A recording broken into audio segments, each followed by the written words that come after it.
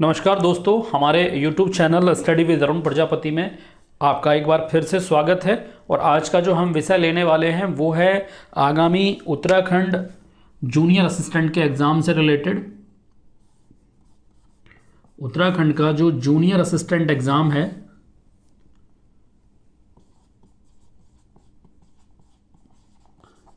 इसमें जो current affair आने वाला है उस करंट अफेयर से रिलेटेड आज का हमारा वीडियो है। एक कोशिश करने की तैयारी है, अब देखते हैं कि इसमें कितना हम सफल हो पाते हैं। इसके अंदर हम उन सभी प्रश्नों की चर्चा करेंगे जो कि हमें लगता है कि आने वाले जूनियर असिस्टेंट के एग्जाम में पूछे जा सकते हैं। एक ही वीडियो में हम कोशिश करेंगे कि सभी प्रश्नों को सॉल्व कर लिया जाए, सभी प्रश्नों को कवर कर लिया जाए। तो चलिए बिना देरी के स्टार्ट करते हैं। जो हमने कंटेंट तैयार किया है उसको स्टार्ट कर देते हैं एक एक करके। तो यहां पर हम लिख लेते हैं करंट अफेयर, और ये करंट अफेयर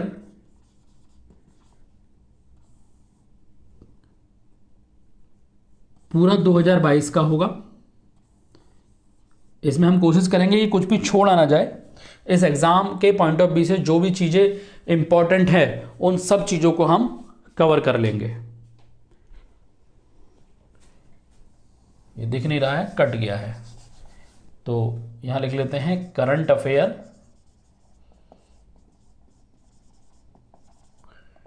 2022 का पूरा करंट अफेयर हम इसमें लेंगे। और हम इसमें जनवरी 2023 भी कवर करेंगे और इसके साथ हम फरवरी 2023 भी कवर करेंगे। इस पूरे के अंदर हम करंट अफेयर को एक ही वीडियो में कवर करने की पूरी कोशिश करेंगे। एक एक करके इन प्रश्नों को स्टार्ट करते हैं। चलिए पहले हम स्टार्टिंग में लेंगे योजनाओं को। जो हमारी सबसे पहली योजना जो महत्वपूर्ण है वो थी सीएम वात्सल्य योजना।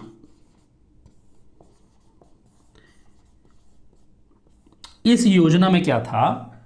सीएम वात्सल्य योजना में ये 2 अगस्त 2021 को शुरू की गई थी और ये स्पेशल उन बच्चों के लिए थी जो बच्चे कोविड के दौरान अनाथ हुए थे। तो इसके तहत क्या है, उन बच्चों को 3,000 रुपये पर मंथ सहायता देने का प्रावधान था। अगली योजना की अगर हम बात करें नंबर 2 पर, जो दूसरी योजना थी हमारी वो थी घसियारी कल्याण योजना।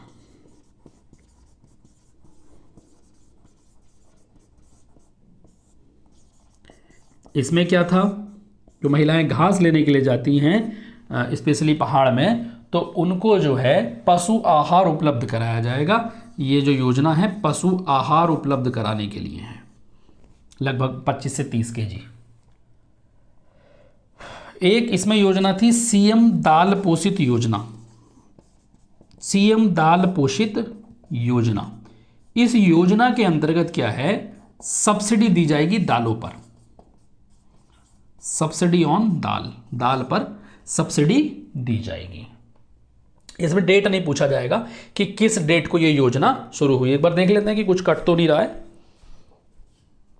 कुछ नहीं कट रहा है और एक लाइन और आ सकती है, इससे ज़्यादा बोर्ड पर नहीं आएगा, तो हम इसमें एक लाइन और ऐड कर लेते हैं। वीर चंद्र सिंह गढ़वाली पर्यटन स्वरोजगार योजना, ये महत्वपूर्ण है, इसकी डेट भी हमें याद करनी है। वीर चंद्र सिंह गढ़वाली, वीर चंद्र सिंह गढ़वाली के नाम पर यह योजना थी पर्यटन स्वरोजगार योजना। वीर चंद्र सिंह गढ़वाली पर्यटन स्वरोजगार योजना।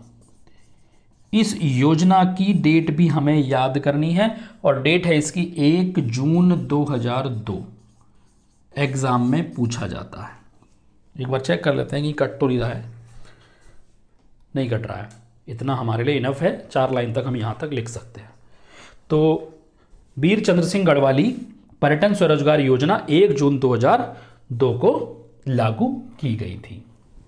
चलिए 5वीं योजना पर आ जाते हैं।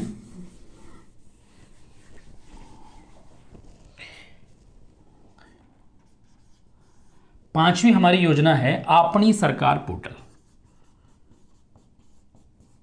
अपनी सरकार पोर्टल। तो ये पोर्टल कब लागू हुआ? ये पोर्टल लागू हुआ हमारा 2021 में, और स्पेशल नवंबर के महीने में, नवंबर 2021 में ये पोर्टल लागू हुआ। और इसके तहत क्या है कि 9 विभागों की लगभग 75 सेवाओं को ऑनलाइन कर दिया गया। ठीक है, इसी के साथ एक उन्नति पोर्टल भी स्टार्ट किया गया। उन्नति पोर्टल में क्या था? सेवाओं का स्टेटस चेक करने के लिए, सेवाओं का स्टेटस चेक करने के लिए इस योजना को, यानी कि जो गवर्नमेंट की योजनाएं हैं उनका स्टेटस चेक करने के लिए, कितना काम कर रही हैं, कैसे काम कर रही हैं, क्या उसका स्टेटस है, ये चेक करने के लिए जो है इस पोर्टल को स्टार्ट किया गया, उन्नति पोर्टल को। अगला हम बात करते हैं महालक्ष्मी योजना, 6ठे नंबर पर महालक्ष्मी योजना। इस महालक्ष्मी योजना के तहत क्या था? महालक्ष्मी योजना जुलाई 2021 में शुरू हुई। जुलाई 2021 डेट ज़्यादा इंपॉर्टेंट इसकी नहीं है। और इसमें जो है प्रसव होने पर माँ और कन्या को भोजन और वस्त्र की 2 किट दी जाएंगी, यानी कि एक माँ के लिए और एक बच्चे के लिए। भोजन, यहाँ लिख लेते हैं प्रसव पर भोजन और वस्त्र दोनों को, माँ को भी और बच्ची को, यानी कि लड़की के जन्म पर ही दी जाएगी। ये 2 किट प्रोवाइड करेगी सरकार। तो ये थी हमारी महालक्ष्मी योजना। अगला आते हैं आंचल अमृत योजना पर।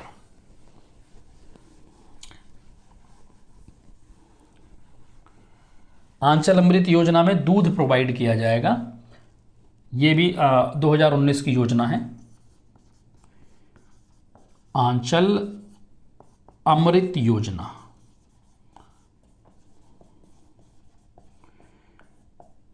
2019 में ये योजना लागू हुई, डेट नहीं पूछी जाएगी।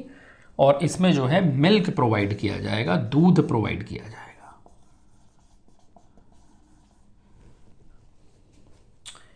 चलिए, 8वां हमारा ये योजना है पंचायती राज विधेयक संशोधन। पंचायती राज विधेयक संशोधन जून 2019 में हुआ और ये आया था 2016 में। ये लिख रहे हैं, इसको हम लिखते हैं 108 की शुरुआत।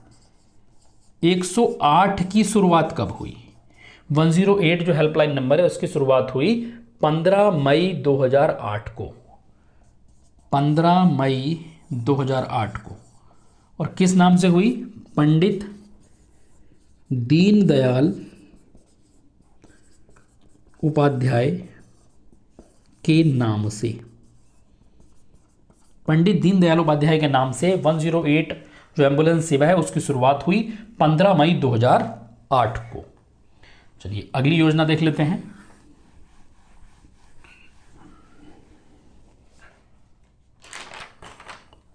नमामि गंगे, 9 नंबर पे देख रहे हैं हम। नमामि गंगे। नमामि गंगे जो योजना है ये 7 जुलाई 2016 को शुरू हुई। 7 जुलाई 2016 को इसकी डेट इंपॉर्टेंट है।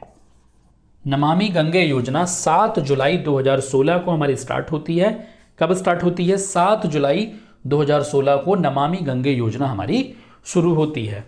अगला देखते हैं। और ये कहाँ शुरू होती है? कहाँ से शुरू होती है? ऋषिकुल मैदान से। ऋषिकुल मैदान से शुरू होती है। ऋषिकुल कहाँ? हरिद्वार। 17 दिसंबर को, ये भी पूछा जा सकता है, 17 दिसंबर को मनाया जाता है गंगा स्वच्छता दिवस। गंगा स्वच्छता दिवस, ये प्रश्न इंपॉर्टेंट हो जाता है। 17 दिसंबर को मनाया जाता है गंगा स्वच्छता दिवस। अच्छा, गंगा को राष्ट्रीय नदी घोषित कब किया गया? गंगा को राष्ट्रीय नदी घोषित किया गया। गंगा को राष्ट्रीय नदी घोषित किया गया 4 नवंबर 2008 को। 4 नवंबर 2008 8 को। तो ये प्रश्न इंपॉर्टेंट हो जाता है। गंगा को राष्ट्रीय नदी कब घोषित किया गया? 4 नवंबर 2008 को। उस समय सरकार किसकी थी? मनमोहन सरकार थी।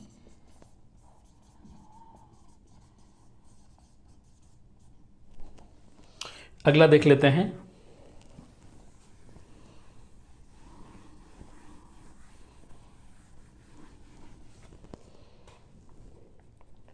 तीलू रोतेली पेंशन योजना।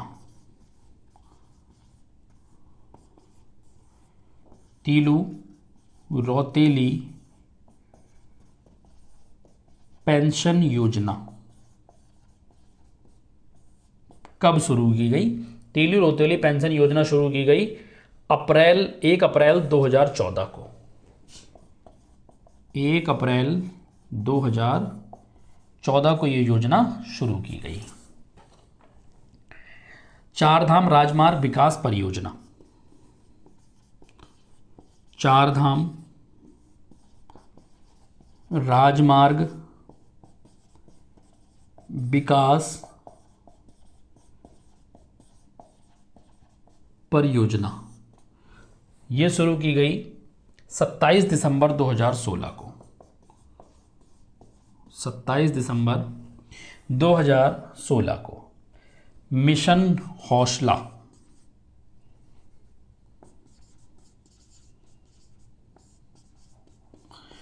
उत्तराखंड पुलिस के द्वारा स्टार्ट किया गया मिशन हौसला मई 2021 में।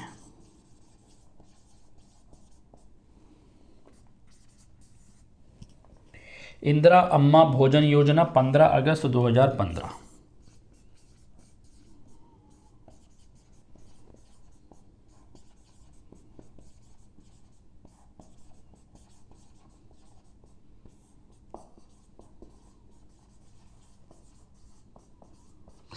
इंदिरा अम्मा भोजन योजना स्टार्ट हुई हमारी 15 अगस्त 2015 को। इसमें जो है क्या होता है, 20 रुपये में थाली प्रोवाइड की जाती है। अगला हम देखते हैं अटल आयुष्मान योजना 25 दिसंबर 2018 को। ये पूछा जा सकता है एग्जाम में। अटल आयुष्मान योजना।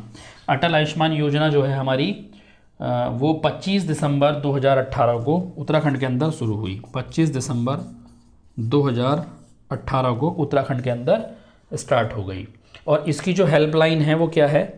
इसकी हेल्पलाइन है 104। 104 इसकी हेल्पलाइन है। ठीक है, तो हम ये देखते हैं कि ये लगभग 5 है महत्वपूर्ण योजनाएं हैं। इनकी जो डेट है वो बहुत ज़्यादा इंपॉर्टेंट है, इसीलिए हमने इसको लिखा भी है। और अगर डेट इंपॉर्टेंट नहीं है तो हम डेट को नहीं लिखते हैं। तो तीलू रोतेली पेंशन योजना 1 अप्रैल 2014 को याद रख लेना है। तीलू रोतेली पेंशन योजना 1 अप्रैल 2014 को। चारधाम राजमार्ग विकास परियोजना 27 दिसंबर 2016। 27 दिसंबर 2016 को चारधाम राजमार्ग विकास परियोजना। अगला आता है मिशन हौसला। उत्तराखंड पुलिस और उत्तराखंड सरकार के द्वारा चलाया गया मिशन है और ये था हमारा मई 2021 के अंदर स्टार्ट हुआ। इंदिरा अम्मा भोजन योजना 15 अगस्त 2015 को स्टार्ट हुई। 20 रुपए की थाली इसमें दी जाती है। अटल आयुष्मान योजना 25 दिसंबर 2018 को। 104 इसका हेल्पलाइन नंबर है। अटल आयुष्मान योजना। तो अटल आयुष्मान योजना हमारी कब स्टार्ट हुई? वो स्टार्ट हुई 25 दिसंबर 2018 को। एक बार चेक कर लेते हैं कि कुछ कट तो नहीं रहा है। हाँ, कटने की तो स्थिति बन रही है, लेकिन उतना कट नहीं रहा है। थोड़ा सा ऊपर लिखेंगे, बस इतना समझ लेंगे। चलिए अगला स्टार्ट करते हैं।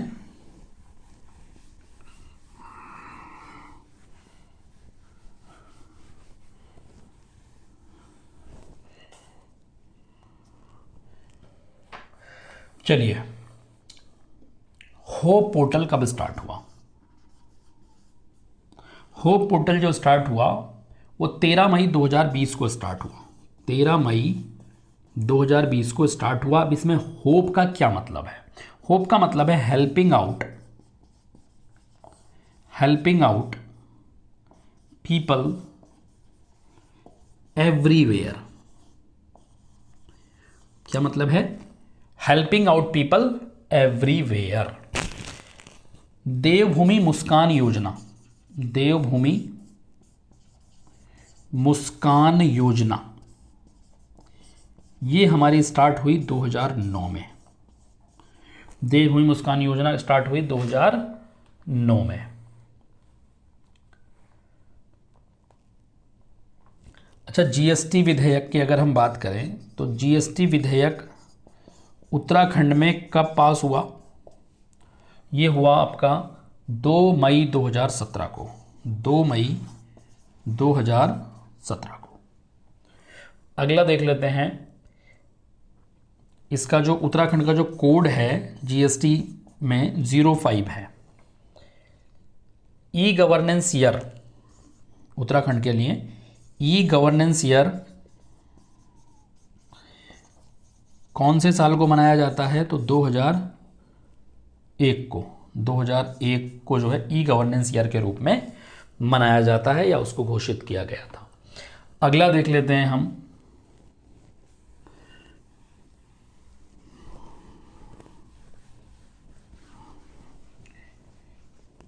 ई डिस्ट्रिक्ट योजना,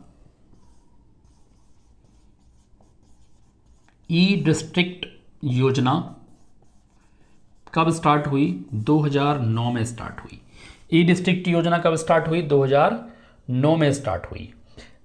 अच्छा, राज्य की पर्यटन नीति की अगर हम बात करें तो अभी नई नीति भी आ गई है, राज्य की पर्यटन नीति। राज्य की पर्यटन नीति की अगर हम बात करते हैं तो 26 अप्रैल 2001 को राज्य की पर्यटन नीति घोषित हुई थी या आई थी, और नई जो पर्यटन नीति है वो 2013 में आ गई है, 28 सितंबर 2013।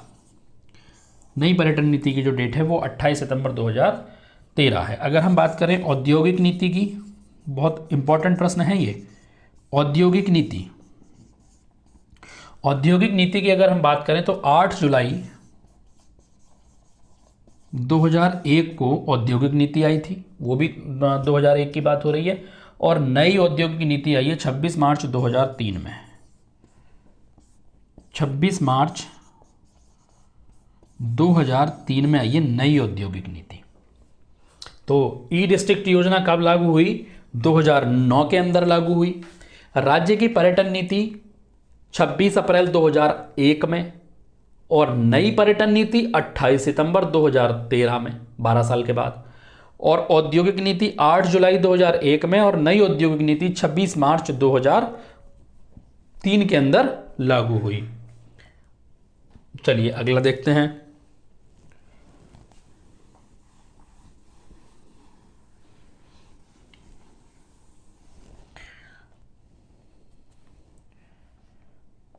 औद्योगिक प्रोत्साहन योजना।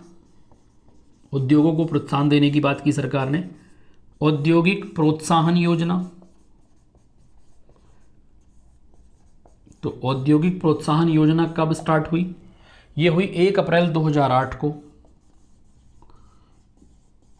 ये महत्वपूर्ण है, 1 अप्रैल 2008 को औद्योगिक प्रोत्साहन योजना स्टार्ट हुई। अच्छा, हम पर्यटन वर्ष के रूप में कौन से साल को मनाते हैं? पर्यटन वर्ष, पर्यटन वर्ष के रूप में 2001 को हमने पहले मनाया और फिर 2005 को मनाया। इन 2 सालों को पर्यटन वर्ष के रूप में मनाया जाता है। अच्छा, राज्य के अंदर युवा नीति कब आई? युवा नीति जो आई है वो आई है 5 सितंबर 2011 को। 5 सितंबर 2011 को राज्य के अंदर युवा नीति आई है। एक योजना है सौर स्वरोजगार योजना, क्या है? सौर स्वरोजगार योजना।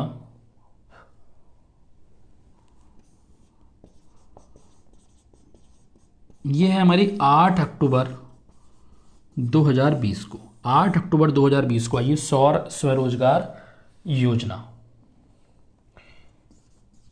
पर्यावरण मित्र योजना,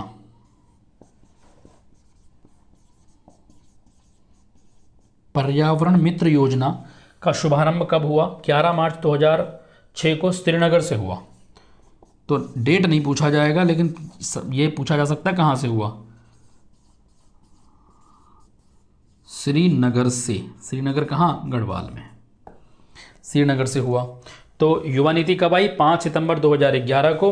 पर्यटन वर्ष 2001 और 2005 को मनाया जाता है। और औद्योगिक प्रोत्साहन योजना 1 अप्रैल 2008 को, जब उद्योगों को प्रोत्साहन दिया गया। और महत्वपूर्ण इसमें यह है कि पर्यटन मित्र योजना कब आई? 11 मार्च 2006 को। और कहां से इसका शुभारंभ हुआ? इसका शुभारंभ हुआ श्रीनगर से। चलिए अगली योजनाओं के बारे में चर्चा करते हैं।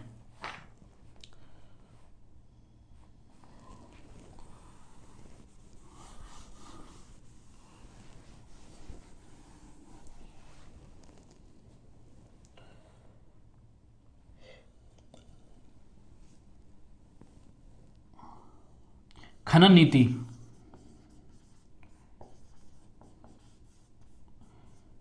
4 अप्रैल 2001 को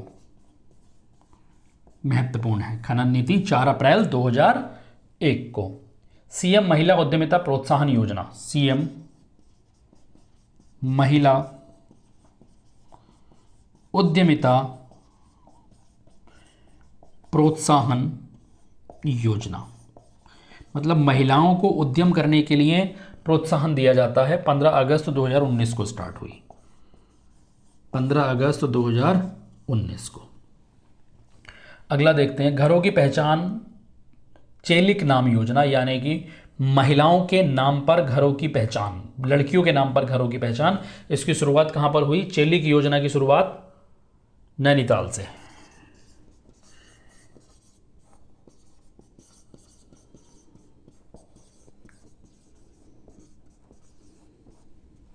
चेलिक योजना में आप इसको समझ सकते हैं, महिलाओं की पहचान, घरों की जो पहचान, चेलिक नाम, इस योजना का नाम है घरों की पहचान चेलिक नाम। मैंने शॉर्ट में लिख दिया चेलिक योजना, यहाँ लिख सकते हैं आप घरों की पहचान चेलिक नाम, यानी कि लड़कियों के नाम पर घरों की पहचान। ये योजना की शुरुआत कहाँ से हुई? नैनीताल के से शुरू हुई इस योजना की शुरुआत। चलिए योजना यहाँ पर कुछ समाप्ति की ओर है। अब हम प्रॉपर करंट अफेयर्स की तरफ को आ जाते हैं। देखिए दिसंबर का कुछ करंट अफेयर्स है। अल्मोड़ा के जो लक्ष्य सेन है, लक्ष्य सेन नाम है, लक्ष्य सेन, अल्मोड़ा के लक्ष्य सेन है ना, जगह कहाँ की है? अल्मोड़ा। तो इन्होंने क्या किया है,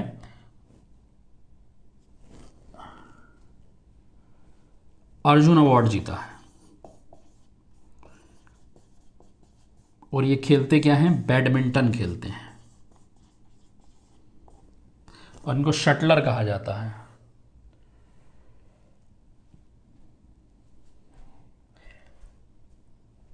योगेश भट्ट की अगर हम बात करें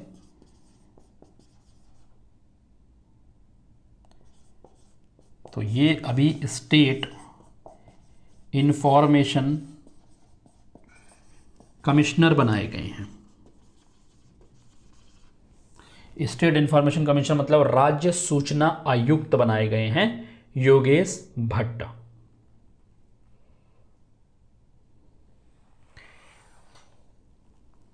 अगला देख लेते हैं,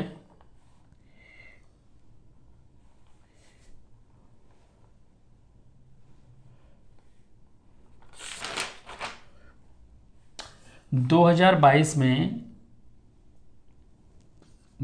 बाईस के अंदर स्वास्थ्य के क्षेत्र में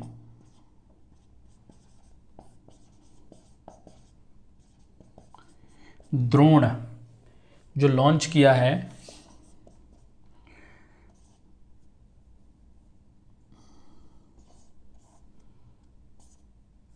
तो ऐसा करने वाला पहला राज्य बन गया है उत्तराखंड। स्वास्थ्य के क्षेत्र में ड्रोन का लॉन्च करने वाला पहला राज्य उत्तराखंड। और वाणिज्यिक ड्रोन कॉरिडोर भी बनाया जा रहा है। ये कहाँ बनाया जा रहा है? वाणिज्यिक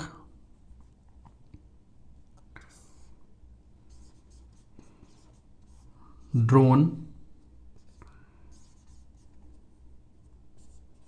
कॉरिडोर, ये कहाँ बनाया जा रहा है? ये बनाया जा रहा है उत्तरकाशी और देहरादून के बीच में। ये हमारे लिए प्रश्न महत्वपूर्ण है। उत्तरकाशी और देहरादून के बीच में बनाया जा रहा है वाणिज्यिक ड्रोन कॉरिडोर। पहली ड्रोन फैक्ट्री पहली जो ड्रोन फैक्ट्री है वो रुड़की के अंदर लगाई जा रही है। कहाँ पर? रुड़की के अंदर पहली ड्रोन फैक्ट्री। और जो दून का ड्रोन मेला है वो अक्टूबर 2021 में लगा था, ड्रोन मेला। दून यानी देहरादून के अंदर ड्रोन मेला लगा था अक्टूबर 2021 में। ये भी प्रश्न हमारे लिए महत्वपूर्ण हो जाता है। अगला देख लेते हैं।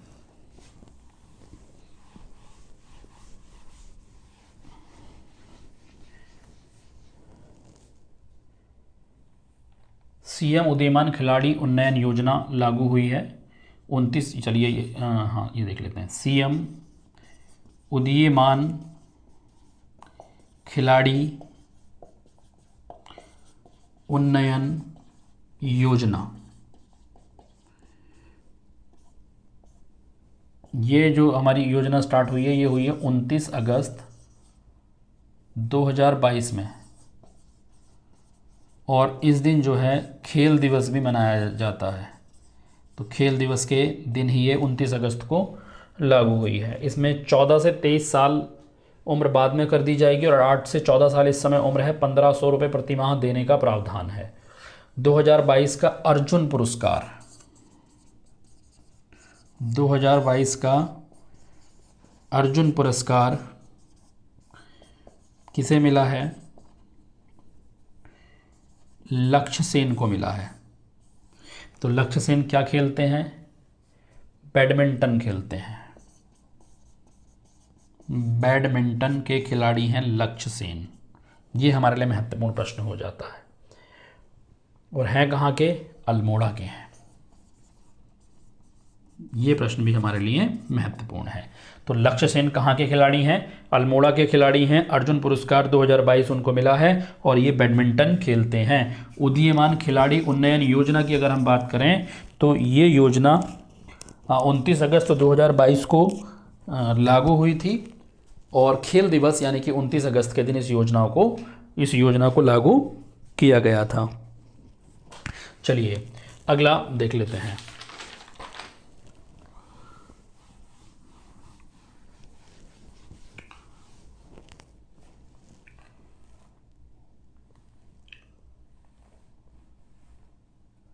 समर्थ नाम का एक पोर्टल है, समर्थ ई गवर्नेंस। ये पोर्टल किससे संबंधित है? शिक्षा से संबंधित है। शिक्षा से संबंधित है। प्रश्न पूछा जाएगा ये समर्थ नाम का पोर्टल किससे संबंधित है? शिक्षा से संबंधित है। चलिए, फ्लोरेंस नाइटिंगेल अवार्ड किसको मिला है? फ्लोरेंस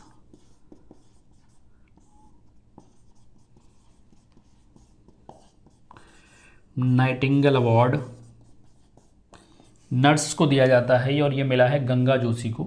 शशिकला पांडे भी दो नाम है इसमें, दो लोगों को मिला है ये, शशिकला पांडे और गंगा जोशी।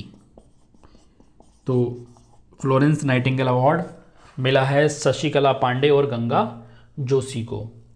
हमारे देश के जो सेकंड सीडीएस हैं, chief of defence service Anil Chauhan ji हैं। महत्वपूर्ण इसलिए हैं क्योंकि ये उत्तराखंड के पौड़ी जिले से हैं। उत्तराखंड के पौड़ी जिले से हैं। और पहले कौन थे? बिपिन रावत थे, जिनका हेलीकॉप्टर क्रैश में यानी कि विमान क्रैश में जिनकी डेथ हो गई है, ये भी पौड़ी जिले के ही थे। चलिए अगला देख लेते हैं।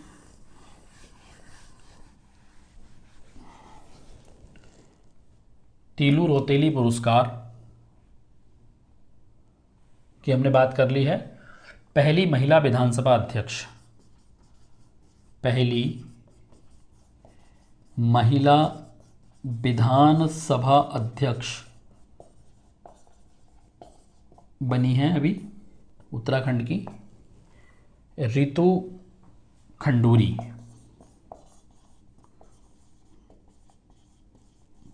और ये कोटद्वार से विधायक हैं।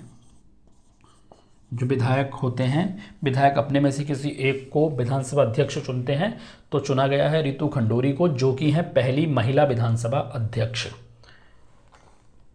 हर्बल पार्क कहाँ विकसित किया गया है?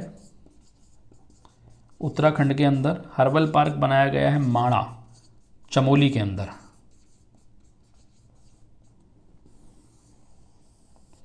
अगला देख लेते हैं, ऑर्किड पार्क कहाँ पर बनाया गया है? ये गोपेश्वर चमोली के अंदर बनाया गया है, गोपेश्वर चमोली। अगला देख लेते हैं, हीलिंग सेंटर कहाँ बनाया गया है? रानीखेत में।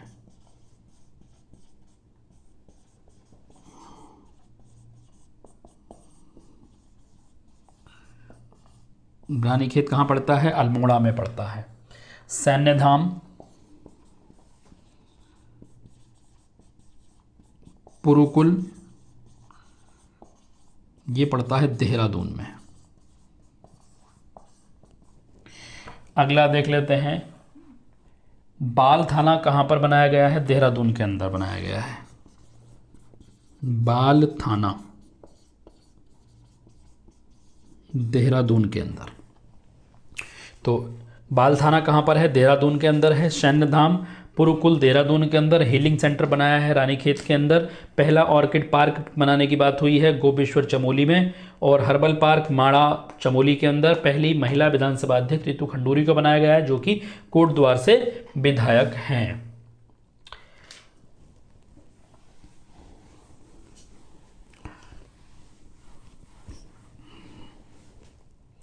और देख लेते हैं, मास गार्डन, ये कहाँ पर है? मास गार्डन है खुरपा ताल, नैनीताल के अंदर। कहाँ पड़ता है? नैनीताल में पड़ता है। अच्छा, ट्यूलिप गार्डन, ट्यूलिप गार्डन है मुंशियारी पिथौरागढ़, मुंशियारी पिथौरागढ़।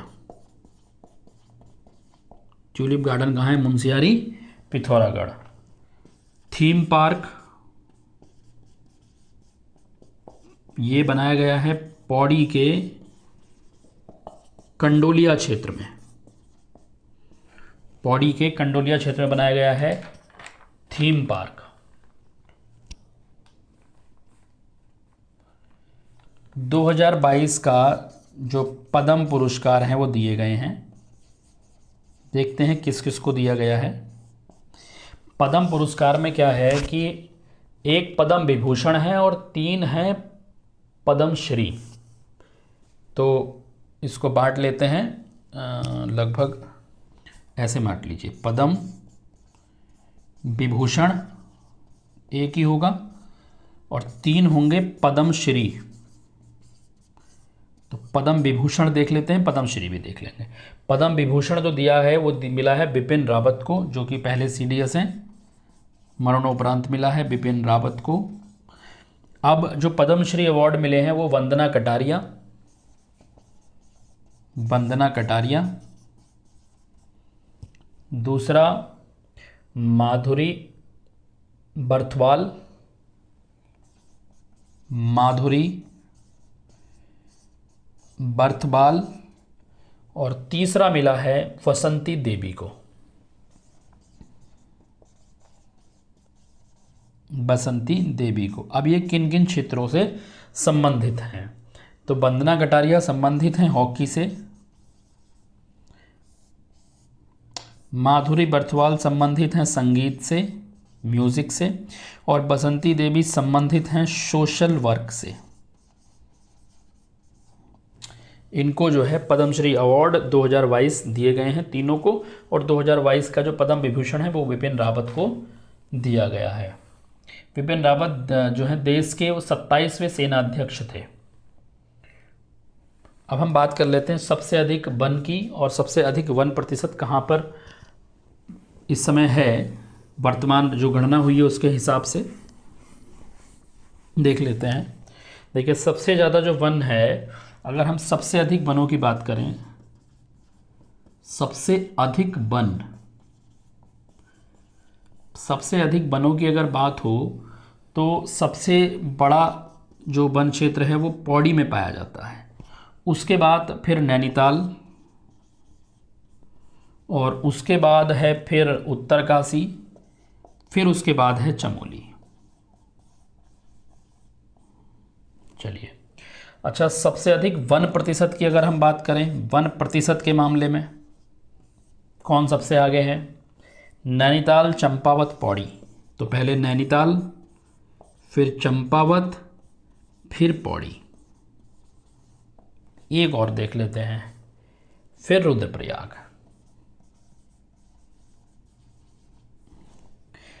तो पहले नैनीताल, चंपावत, पौड़ी और रुद्रप्रयाग। सबसे ज़्यादा वन वृद्धि की अगर हम बात करें तो वन वृद्धि सबसे ज़्यादा किस में होती है? वन वृद्धि के मामले में सबसे ज़्यादा नैनीताल है। उसके बाद देहरादून, पौड़ी और पिथौरागढ़। देहरा, पौड़ी, पिथौरा, ये हमारा वनों के मामले में क्रम है। लेकिन इसको ये कंफ्यूजिंग है, हमें याद अलग अलग याद रख पाना बहुत मुश्किल हो जाएगा। तो कोशिश करते हैं इसको हम थोड़ा सा समझने की दृष्टि से कर लेते हैं इसको। देखिए, सबसे अधिक जो वन हैं वो पौड़ी में पाए जाते हैं। सबसे ज़्यादा वन प्रतिशत और वन वृद्धि नैनीताल में होती है। तो ये बात तो बिल्कुल क्लियर हो गई। तो अगर मैं इसको पौड़ी को P लिख लूँ, इसको N लिख लूँ, इसको U लिख लूँ और इसको C लिख लूँ, तो PNUC ऐसे करके हम इसको याद कर सकते हैं। तो पौड़ी, नैनीताल, उत्तरकाशी और चमोली। अच्छा, वन प्रतिशत के मामले में नैनीताल, चंपावत, पौड़ी और रुद्रप्रयाग। वन वृद्धि के मामले में नैनीताल, देहरादून, पौड़ी और पिथौरागढ़। तो ये कंफ्यूजिंग तो है ही, लेकिन याद तो ऐसे ही करना पड़ेगा। पौड़ी, नैनीताल, उत्तरकाशी और चमोली। तो यहाँ पर ये हो जाएगा सबसे अधिक वन। सबसे अधिक वन वृद्धि की बात करेंगे तो नैनीताल के अंदर सबसे अधिक वन वृद्धि होती है। नैनीताल के बाद चंपावत, पौड़ी और रुद्रप्रयाग।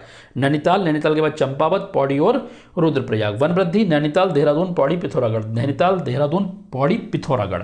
इस तरह से हम इसको मतलब याद ही करना पड़ेगा, कोई इसका उपचार है नहीं। चलिए, सबसे अधिक वनों की बात हो गई है।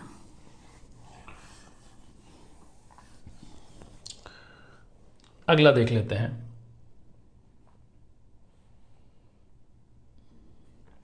उत्तराखंड के अंदर जो नई शिक्षा नीति है वो कब लागू हुई? उत्तराखंड ने नई शिक्षा नीति कब लागू की?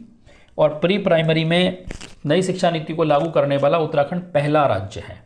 ये लागू हुई 12 जुलाई 2022 को।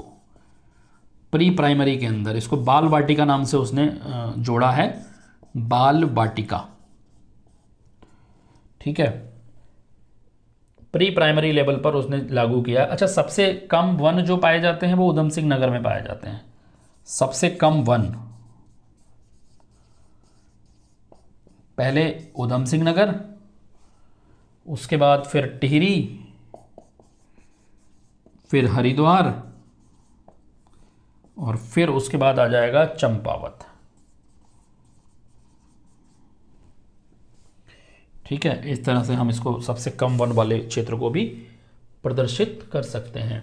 अच्छा, अगर हम बात करें भ्रष्टाचार विरोधी मोबाइल ऐप उत्तराखंड के अंदर लागू हुआ है, उसका नाम क्या है या क्या नंबर है उसका? भ्रष्टाचार विरोधी,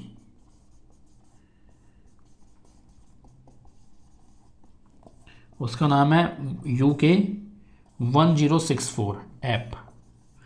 मोबाइल ऐप है ये, UK 1064 भ्रष्टाचार विरोधी एप्लीकेशन।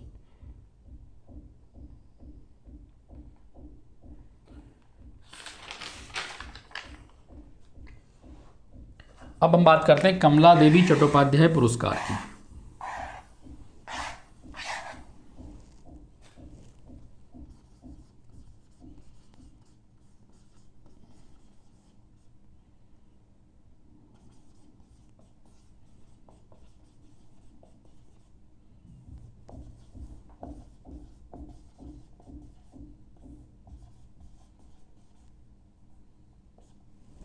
पुरस्कार 2022 की शेखर पाठक को दिया गया है ये। किसको दिया गया है? शेखर पाठक को दिया गया है। और इनकी जो किताब है उत्तराखंड में कुली बेगार प्रथा, इन्होंने एक किताब भी लिखी थी। और जो दिया गया है, ये एक किताब लिखी है इन्होंने द चिपको मूवमेंट, उसको दिया गया है। किसान मोबाइल ऐप किसने विकसित किया है? ये विकसित किया है आईआईटी रुड़की ने। किसान मोबाइल ऐप आईआईटी रुड़की ने विकसित किया है। और यहीं पर परम गंगा सुपर कंप्यूटर भी स्थापित किया गया है। अच्छा, सबसे आकांक्षी जिला, सर्वश्रेष्ठ आकांक्षी जिला, इसका प्रथम नंबर पर कौन आया है इसमें? तो प्रथम नंबर पर इसमें हरिद्वार है रैंकिंग में।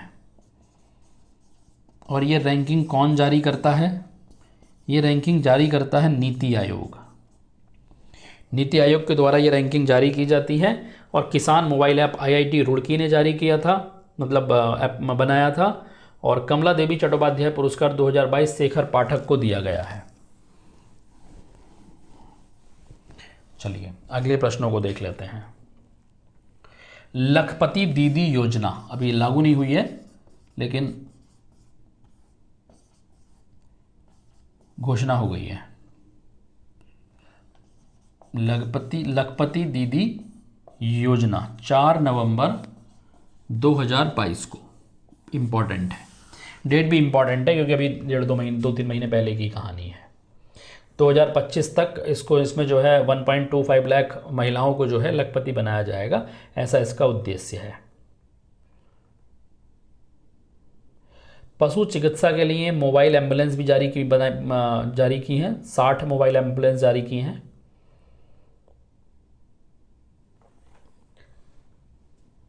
चमोली जिले की एक मानसी नेगी हैं, मानसी नेगी, इन्होंने वॉक रेस, पैदल रेस की बात हम कर रहे हैं, में नेशनल रिकॉर्ड तोड़ा है 10 किलोमीटर का। नेशनल रिकॉर्ड तोड़ा है, ब्रेक किया है। और ये है कहाँ की? चमोली की है, इसलिए इम्पोर्टेंट हो जा रहा है ये। अच्छा, track of the year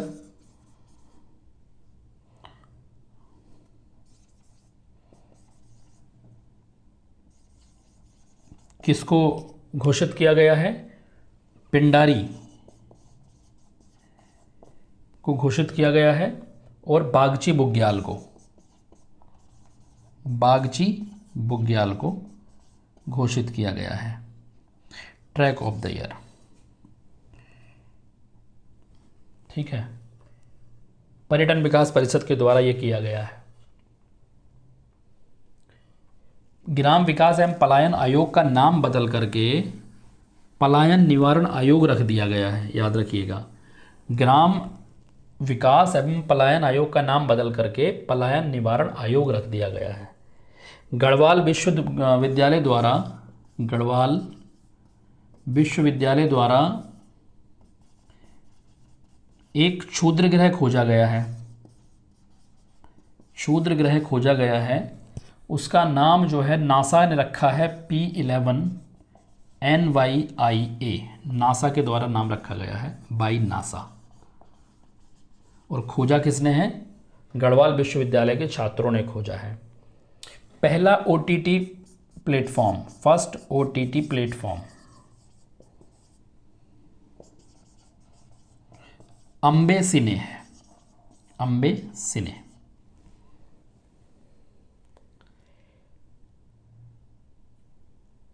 Savita Kanswal का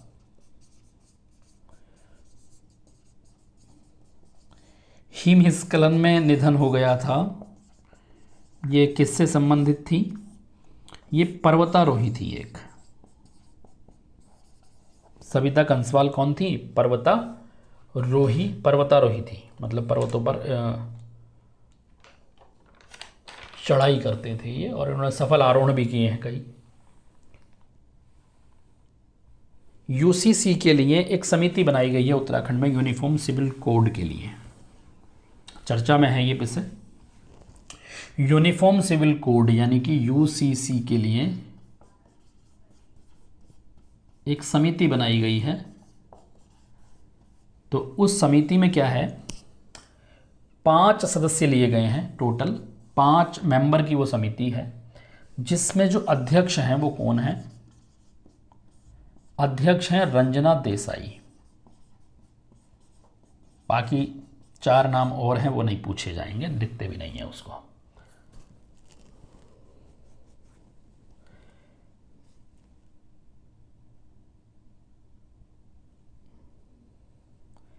भारत का पहला एस्ट्रो पार्क हल्द्वानी, भारत का पहला एस्ट्रो पार्क हल्द्वानी के 3 पानी में।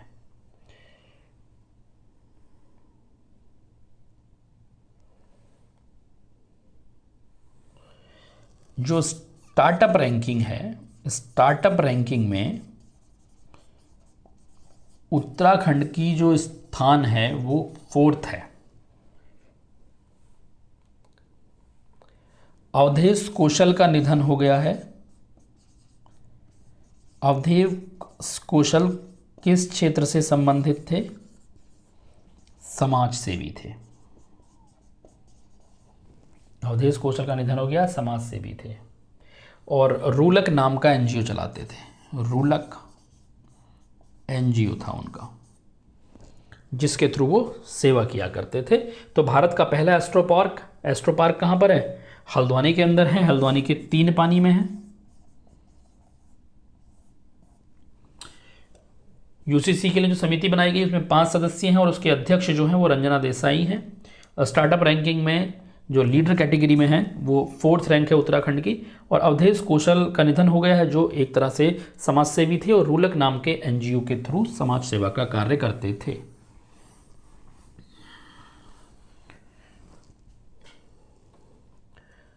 जागर संरक्षण दिवस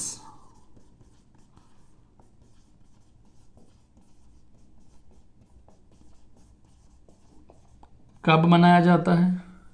तो जागर संरक्षण दिवस मनाया जाता है 17 सितंबर को। 17 सितंबर को जागर संरक्षण दिवस मनाया जाता है। और ये प्रीतम बर्थवाल का जन्म दिवस है, जिनको जागर सम्राट भी कहा जाता है।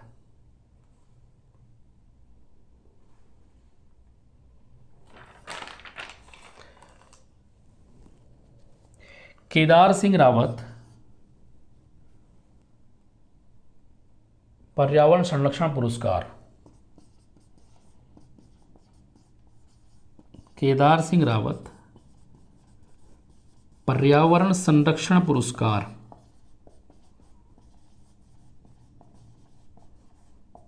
किसको दिया गया है? केदार सिंह रावत पर्यावरण संरक्षण पुरस्कार दिया गया है सच्चिदानंद भारती को।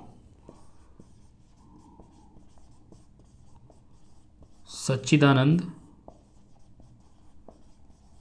भारती को।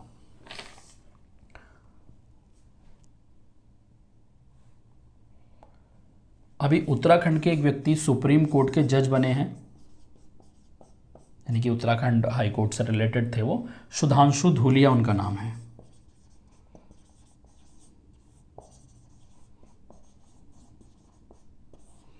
चलिए अगला देखते हैं।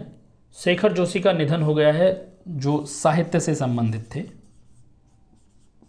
शेखर जोशी का निधन हो गया है, जो किस क्षेत्र से संबंधित थे? साहित्य के क्षेत्र से संबंधित थे। दाजू इनका संग्रह था, दाजू पूछा जा सकता है। और ये कहाँ के थे? अल्मोड़ा के थे। अल्मोड़ा जिले से संबंध रखते थे। सुप्रीम कोर्ट के जज बने हैं सुधांशु धूलिया। और केदार सिंह रावत पर्यावरण संरक्षण पुरस्कार सच्चिदानंद भारती। जागर संरक्षण दिवस 17 सितंबर। और शेखर जोशी का निधन हुआ है, जो कि साहित्य से संबंधित थे, अल्मोड़ा जिले के निवासी थे। और दाजू उनका एक संग्रह था, यानी कि साहित्य संग्रह था, जिससे वो प्रसिद्ध थे, जिसके लिए प्रसिद्ध थे। आकाश फॉर लाइफ अंतरिक्ष सम्मेलन, अगला देख लेते हैं।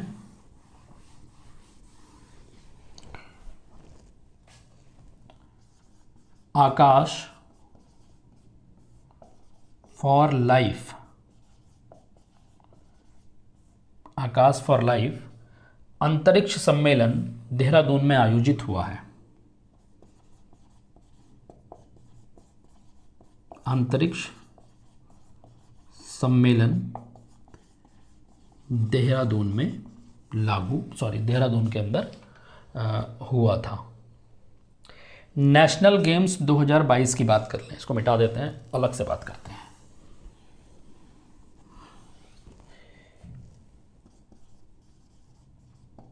नेशनल गेम्स 2022, पहली इसमें बात यह है कि इसका एडिशन कौन सा था, तो 36वां इसका एडिशन था, 36वां एडिशन था।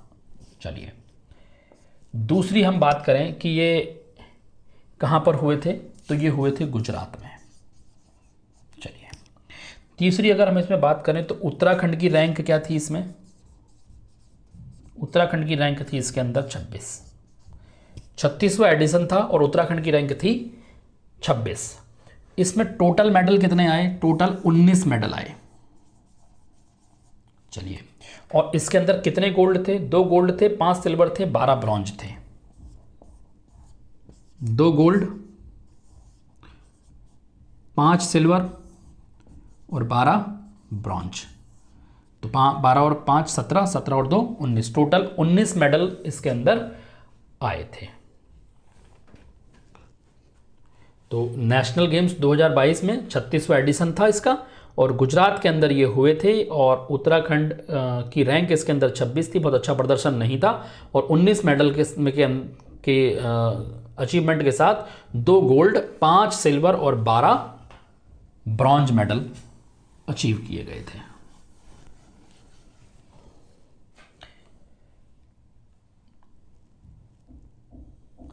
देखिए फूड ग्रेन एटीएम शुरू करने वाला 3rd स्टेट जो है उत्तराखंड बना है। तो जो पहला स्टेट है और जो 2nd स्टेट है ये हमारे लिए महत्वपूर्ण हो जाते हैं। तो फर्स्ट स्टेट इसके अंदर हरियाणा है, और जो दूसरा स्टेट है वो है उड़ीसा, यानी कि 3 स्टेट हैं इसमें। तीसरे स्टेट में उत्तराखंड का नाम है फूड ग्रेन एटीएम शुरू करने के मामले में, पहला हरियाणा है और दूसरा उड़ीसा है। एनसीईआरटी के अभी नए निदेशक बनाए गए हैं, दिनेश सकलानी उत्तराखंड के हैं। एनसीईआरटी के निदेशक कौन बनाए गए हैं, दिनेश सकलानी, कहाँ के हैं, उत्तराखंड के हैं, इसलिए नाम महत्वपूर्ण हो जाता है। तो फूड ग्रेन एटीएम किसने स्टार्ट किया, तीसरे नंबर पर उत्तराखंड ने, पहला हरियाणा और दूसरा उड़ीसा। और जो एनसीईआरटी के निदेशक बनाए गए हैं दिनेश सकलानी बनाए गए हैं, जो कि हैं उत्तराखंड के व्यक्ति।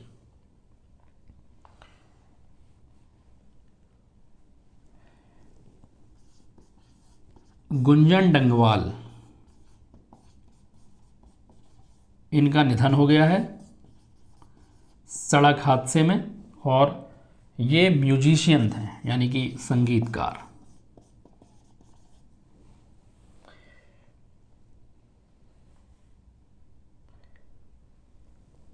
अभी अंतर्राष्ट्रीय फिल्म महोत्सव हुए हैं 53rd अंतर्राष्ट्रीय फिल्म महोत्सव। इसमें लोक कथा पर आधारित एक फिल्म को दिखाया गया है जिसका नाम है पाताल ती, पाताल ती यानी कि होली वाटर। इस लोक कथा को दिखाया गया है फिल्म के अंदर। 2022 का भक्त दर्शन उच्च गौरव पुरस्कार 3 शिक्षकों को दिया गया है।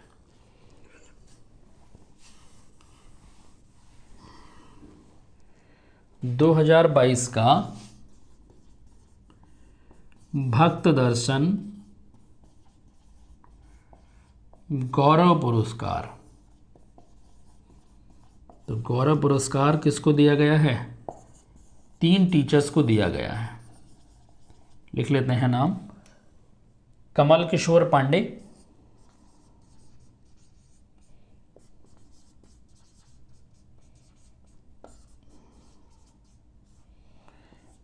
एक नाम है डॉक्टर अहमद परवेज,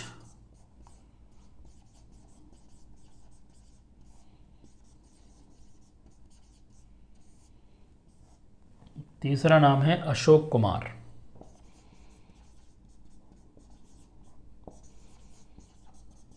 तो 3 शिक्षकों को भक्त दर्शन गौरव पुरस्कार दिया गया है।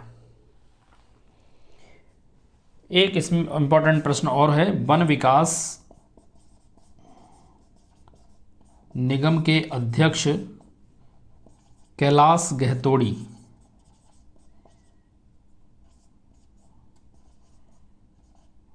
इनको बनाया गया है। वन विकास निगम के अध्यक्ष कैलाश गहतोड़ी जी को बनाया गया है। चलिए अगला देख लेते हैं। खाद्य सुरक्षा इंडेक्स में 17 बड़े राज्यों में उत्तराखंड की रैंक 7 है। खाद्य सुरक्षा इंडेक्स उत्तराखंड 7th नंबर पर है, 7 नंबर पर है। अच्छा, राष्ट्रीय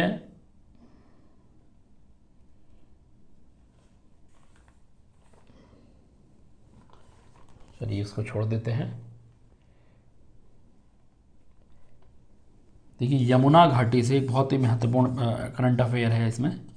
यमुना घाटी से, यमुना घाटी में भी हम अगर इसको समझें तो कहाँ से? उत्तरकाशी, और उत्तरकाशी के अंदर भी एक जगह है देवल गांव।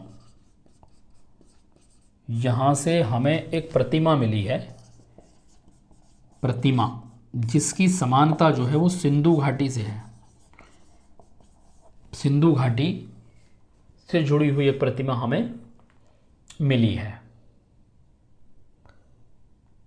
उत्तराखंड पुलिस के एक व्यक्ति हैं, एक पुलिस मैन हैं, जिनका नाम है राजेंद्र नाथ। अभी इन्होंने जो है दक्षिण अफ्रीका के सबसे ऊंची चोटी mount Kilimanjaro,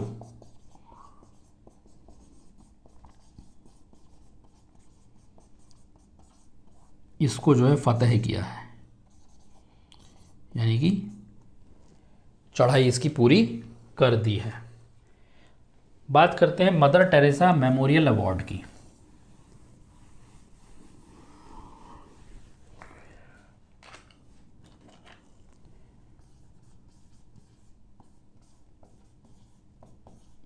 mother Teresa memorial award, तो मदर टेरेसा मेमोरियल अवार्ड 2 लोगों को मिले हैं, जिसमें पहला नाम है रिधिमा पांडे, दूसरा नाम है Anil Prakash Joshi.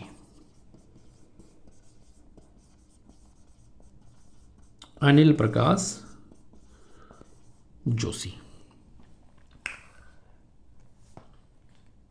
Global green award किसको मिला है?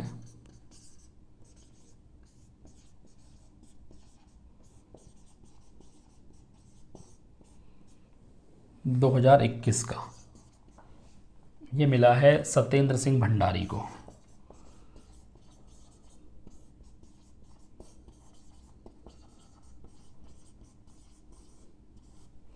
ग्लोबल ग्रीन अवार्ड किसको मिला है? सत्येंद्र सिंह भंडारी को। और 2020 का जो मिला था वो मिला था प्रताप पोखरियाल को। प्रताप पोखरियाल को। तो रिद्धिमा पांडे और अनिल प्रकाश जोशी को मदर टेरेसा मेमोरियल अवार्ड से सम्मानित किया गया है। और ग्लोबल ग्रीन अवार्ड मिला है सत्येंद्र सिंह भंडारी को। 2020 का मिला है प्रताप पोखरियाल को। 21 की बात हुई है, 2022 में दिया गया है लेकिन है 21 का।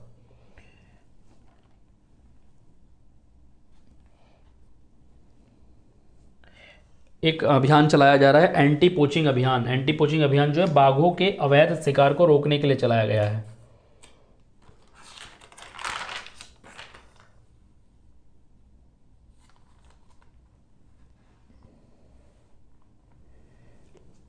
उत्तराखंड के जो पहले डीजीपी थे अशोक कांत शरण, उनका निधन हो गया है। तो ये भी प्रश्न महत्वपूर्ण है कि किस डीजीपी का निधन हुआ है। तो अशोक कांत शरण जी का निधन हो गया है। हालांकि ये याद रह जाएगा क्योंकि बहुत सारे लोगों को पता होगा पहले से ही कि पहले डीजीपी कौन थे। अशोक कांत शरण थे, उनका निधन हो गया है। वर्तमान में जो डीजीपी हैं वो अशोक कुमार हैं। पहली महिला डीजीपी कंचन चौधरी भट्टाचार्य थी, ये भी याद रखने का प्रश्न है। National teacher award, national teacher award, national teacher award, इसमें जो टोटल शिक्षक थे वो 46 थे, लेकिन उत्तराखंड के 2 शिक्षकों को दिया गया है। तो उत्तराखंड के वो 2 शिक्षक कौन कौन से हैं? प्रदीप नेगी और कौस्तुभ चंद्र जोशी। प्रदीप नेगी और कौस्तुभ चंद्र जोशी, ये 2 टीचर हैं उत्तराखंड के।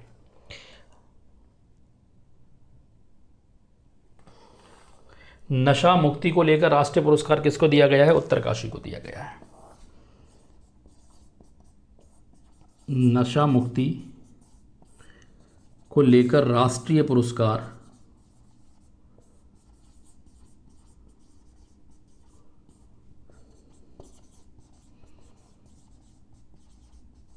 उत्तरकाशी को दिया गया है। नशा मुक्ति को लेकर के राष्ट्रीय पुरस्कार किसको दिया गया है? उत्तरकाशी को दिया गया है।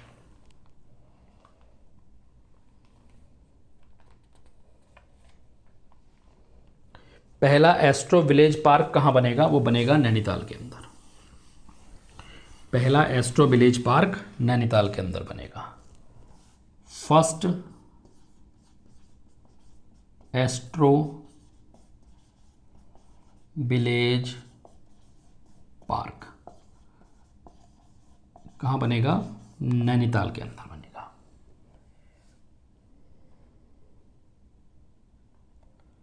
अच्छा, पीएम ग्राम सड़क योजना में उत्तराखंड के 3 जिलों को लिया गया है। 3 जिलों के नाम को, अल्मोड़ा, चमोली और पिथौरागढ़।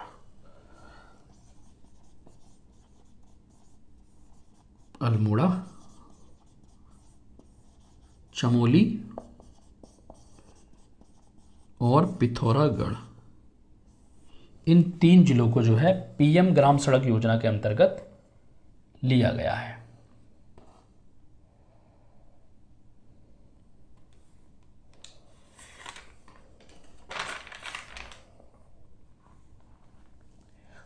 हाई कोर्ट ने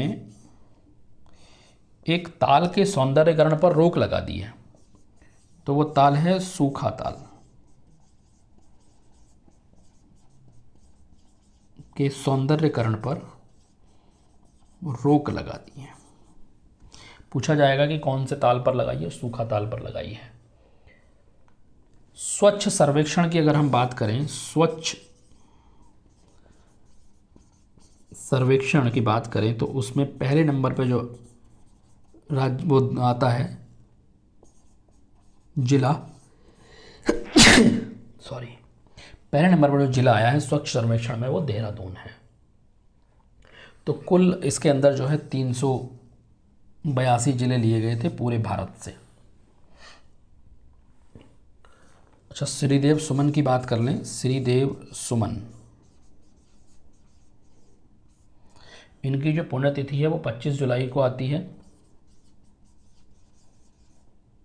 पुण्यतिथि इन्होंने जो है 84 दिन की हड़ताल भी की थी, जिनके कारण इनकी मृत्यु हो गई थी। जन्म इनका 25 मई को हुआ था।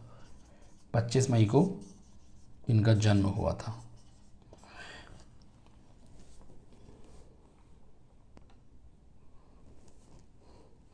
तो त्रिदेव सुमन की हमने बात कर ली। 25 जुलाई को इनकी पुण्यतिथि है। 84 दिन की हड़ताल के बाद इनकी मृत्यु हो गई थी और 25 मई को इनका जन्म हुआ था। स्वच्छ सर्वेक्षण में देहरादून उत्तराखंड का पहले नंबर पर आया है, जिसमें 382 जिलों को लिया गया था। हाईकोर्ट ने सूखा ताल के सौंदर्यीकरण पर रोक लगा दी थी, क्योंकि वो जो एरिया है वहाँ पर वो जो पानी है वो पानी आगे भी एक झील के अंदर जो है चार्ज करने का काम करता था। पीएम ग्राम सड़क योजना में जो है 3 जिलों को उत्तराखंड के चुना गया है, अल्मोड़ा, चमोली और पिथौरागढ़। और पहला एस्ट्रो विलेज पार्क जो बनेगा वो नैनीताल के अंदर बनेगा।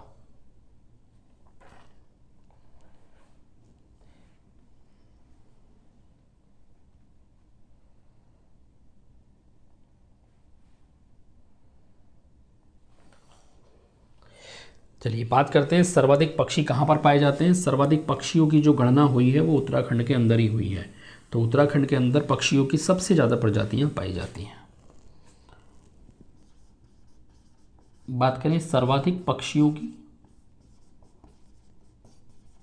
तो उसमें जो है उत्तराखंड का स्थान ही जो है नंबर 1 है और 291 प्रजातियां यहाँ पर जो है पक्षियों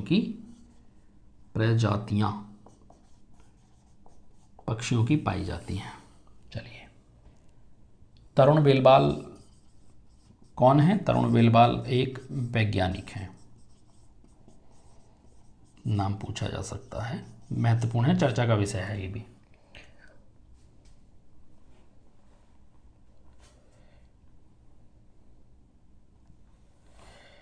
खेलो इंडिया यूथ गेम 2021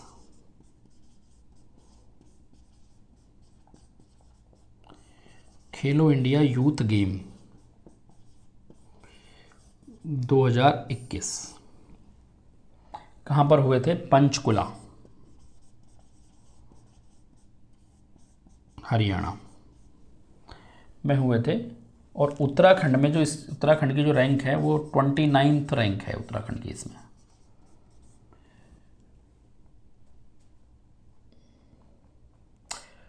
एक जगह और उत्तराखंड को प्रथम पुरस्कार मिला है, ओडिशा के भुवनेश्वर में आयोजित राष्ट्रीय जनजातीय नृत्य महोत्सव में। ओडिशा का भुवनेश्वर है, वहाँ पर राष्ट्रीय जनजाति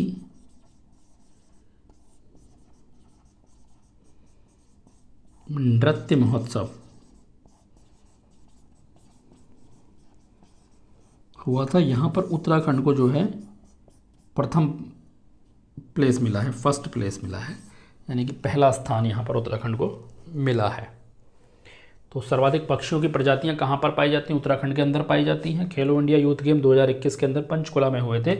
उत्तराखंड की रैंक इसके अंदर जो थी वो 29 थी। और उड़ीसा के भुवनेश्वर में राष्ट्रीय जनजातीय नृत्य महोत्सव हुआ है, जिसमें उत्तराखंड का स्थान जो है पहला है, प्रथम स्थान उत्तराखंड ने उसमें हासिल किया है, उड़ीसा के भुवनेश्वर में जनजातीय नृत्य महोत्सव में।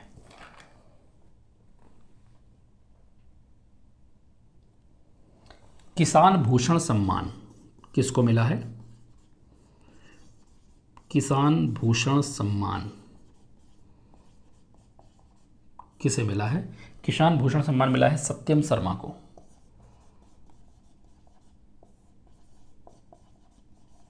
किसान भूषण सम्मान किसे मिला है? सत्यम शर्मा को मिला है। 82 जल विद्युत परियोजना, 82 जल विद्युत परियोजना कौन सी नदी पर है? तो 82 जल विद्युत परियोजना है यमुना नदी पर।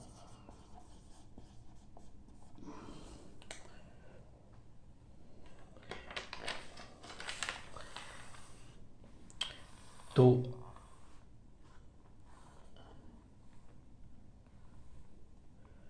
इस तरह से हमने कंबाइन वो सभी प्रश्नों को देख लिया है जो कि उत्तराखंड के